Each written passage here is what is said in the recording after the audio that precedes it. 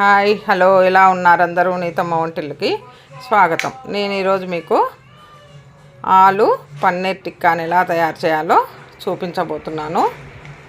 దాన్ని పిల్లలు చాలా ఇష్టంగా తినే విధంగా సులభ రీతిలో ఎలా చేయాలో చూపిస్తాను. పన్నీర్ని సన్నగా తురుముకొని దాంట్లో ఉడకబెట్టినటువంటి ఆలుని బాగా మెత్తగా చేసుకొని రెండు వేసుకొని కలుపుకోవాలి.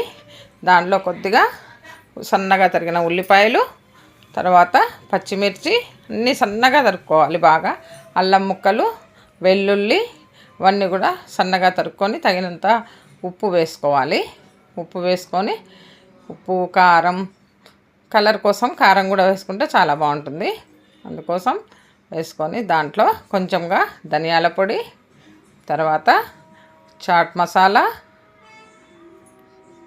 తర్వాత కొంచెంగా గరం మసాలా, ఈ మూడు కూడా వేసుకొని కలుపుకోవాలి. కొద్దిగా పసుపు వేసి ఒక చెంచాడు కార్న్ఫ్లోర్ వేసి బాగా ముద్దగా అయ్యేటట్టు కలుపుకోవాలి. ఎందుకంటే మనకు ఉండలుగా రావాలి కదా దగ్గరగా, అందుకోసమని కలిపి దాన్ని చక్కగా గుండ్రంగా ఉండల్లా చేసుకొని చేతి కొద్దిగా నూనె రాసుకొని వాటిని చేతి మీద చక్కగా గుండ్రంగా బిళ్ళల్లాగా చేసుకొని ఒక ప్లేట్లో పెట్టుకొని ఉంచుకోవాలి.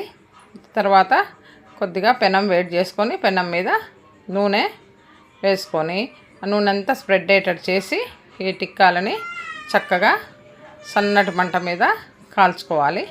కాల్చుకున్నట్లయితే పిల్లలు ఎంతో ఇష్టంగా తినేటటువంటి ఆలు పన్నీర్ టిక్కా రెడీ అయిపోతుంది.